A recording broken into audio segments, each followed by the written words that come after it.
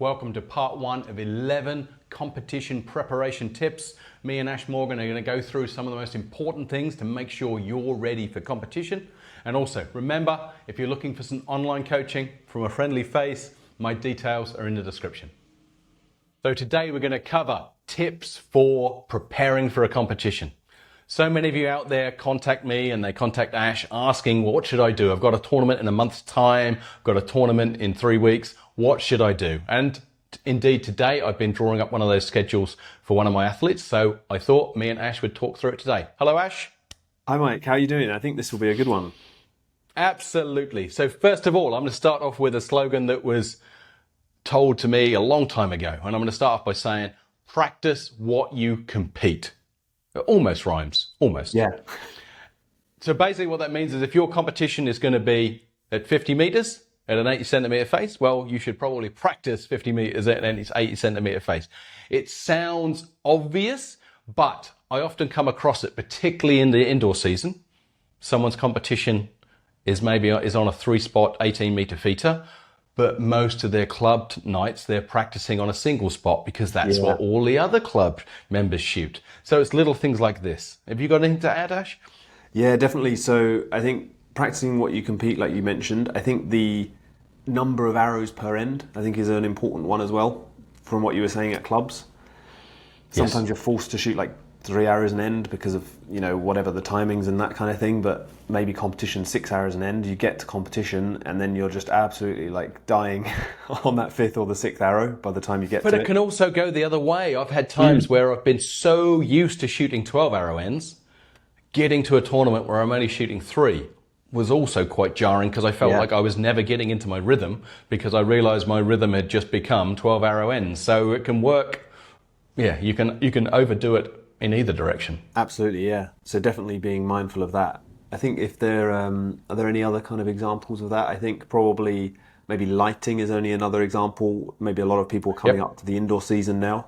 So if you know you're going to be going to the regional competition or the national competition every year that has terrible lighting in this bad hall, then maybe practice some bad lighting and stuff like that, because that can really catch a lot of people out.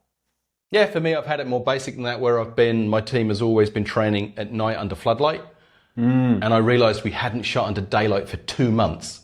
And the tournament the following weekend was going to be under daylight. And straight away, I was like, okay, we're going to have some Saturday morning training because it's not going to look the same. And we might, and sometimes you discover issues. So yes, it comes down to the same principle. Go and practice what you're going to compete. Yeah.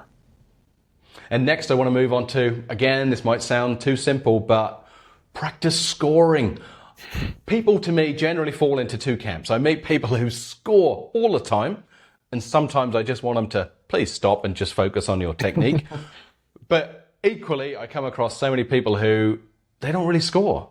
So then if they're not used to that, and then when they go to tournaments, they find out they're much more aware of what they're doing. Of course, that's normal to a certain extent. But if you're never scoring and then you're going to tournament, that's not great either, is it?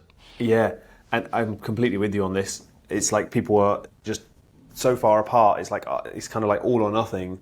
And something I've noticed really interesting with this, with the archers that I was coaching, was for the people that don't score a lot in training, they would often have a completely unrealistic or inflated or deflated view of their scoring potential. So they'd come to me and they'd say, I don't know what's happening. Mentally, I feel fine. I'm not nervous or anything, but I go to competition and I score like 50 points lower than I do in training, and I don't know what's going wrong, like what's happening.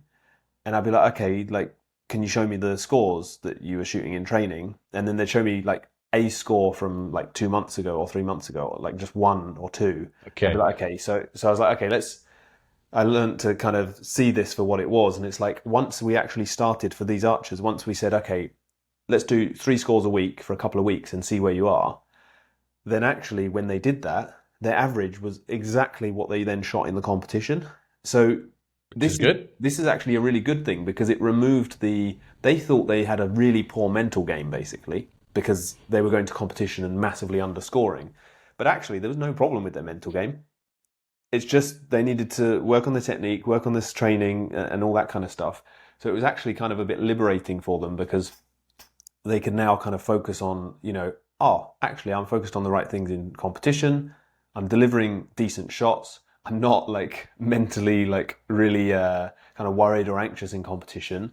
And then they could actually improve and kind of get a lot of confidence from that. So I think that's really important as well, to have a realistic benchmark across what you're doing. Totally.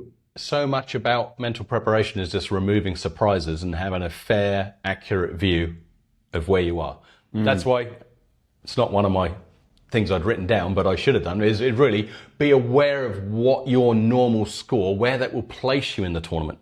Important thing I do with so many new athletes who have made their national team for the first time. This year I had 2 or 3 new athletes going to their first ever World Championships. And I always do the sit down thing and I say, what's your average score? We'll be happy if you shoot a 650. Where do you think that score will put you? And 90% of the time, they have a much higher opinion of where that score is going to put them. And when I tell them, actually, you're going to be in 103rd place, having just missed the cut, because I want to, yes, I'm not there to deflate them, but I want them, if there's any adjustment of self-image to happen, it needs to happen at home 2 months before the World Championships, not at the World Championships. Definitely. And I remember I've had an athlete once that they opened up the World Championships with a 60. Wonderful. So they had their name called out. But then they were amazed that because they followed it with a 56, they were amazed at how far down that put them. And nowadays, when you got instant results, you can, if you want to know you're in 110th place, you can find out you're in 110th place. But that realization that, oh, one bad end and I just dropped 80 places. Oh.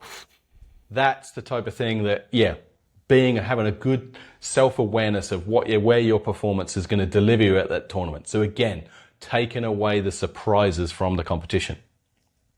Yeah. And on a similar note, yes, we're going to practice what we compete. We're going to do the scoring. If it's a match play tournament, you need to practice the match play, considering it's the most important thing, because really no one's going to remember. If you qualify in first and you finish in 10th, no one cares. If you qualify in 10th and finish first, truly no one cares that you qualified in 10th. The match play is the thing that delivers the results. And just be frank, for national team members, that match play is what delivers your success, your place on the team, your funding, your world ranking. But again, it's amazing how many people, because archers can be quite solitary people, or they can be just focused on themselves because you're doing an individual sport, and doing match play can involve having to get someone else, or you can just download the results from previous tournaments. But practicing match play is super important, yes? Yeah, but yeah, definitely. And even as far as some of the selection shoots that were coming in towards the end of my career, there'd be specific rounds where there was like 1 hour shoot off match plays. So practicing those kind of things and actually practicing the impact of when, you're doing a 1 hour shoot off and your opponent shoots and you see the arrow going in the 10.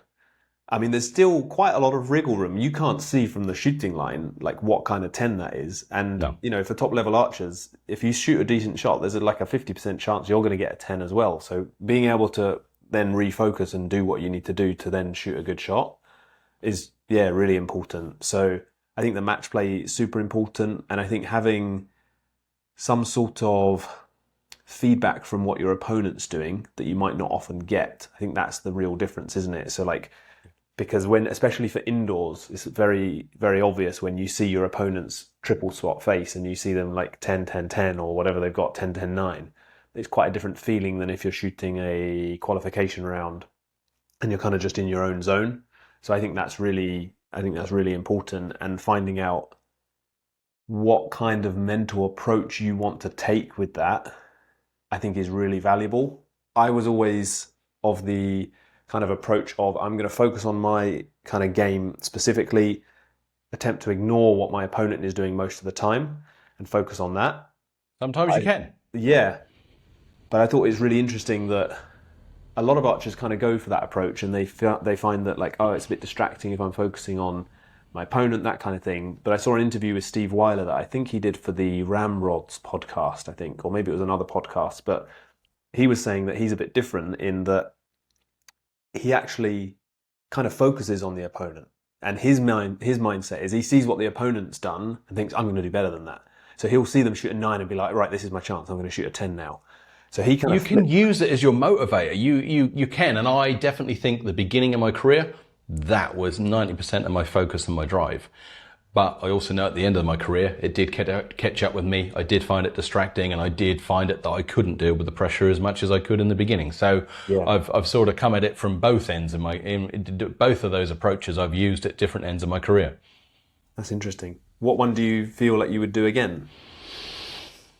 Oh, I don't know. I don't know. I like the competitiveness. I know that's what I naturally go towards, but I also have to acknowledge in the last 4 years of my career, it was detrimental to my performance. I was better to keep in my own bubble. But what I like and comes naturally to me is I'm going to beat you, and I'm going to watch you shoot a 10-10-9 or a 10-10-10, and I'm just going to use that to drive my focus and drive my competitive nature. Interesting. Yeah. If you're mentally tough enough to withstand it. And in the beginning I was, and in the end I wasn't. So there we go. Best advice, don't get old, people. Stay young, stay young. That's the end of part 1. I hope you enjoyed it. Part 2 is listed down here. Also, 50% of you are still not subscribed to me. Maybe you're subscribed to Ash Morgan's channel, the Online Archery Academy. I'm Archery Coach Michael. Just try and make sure you're subscribed to the both of us. It really helps.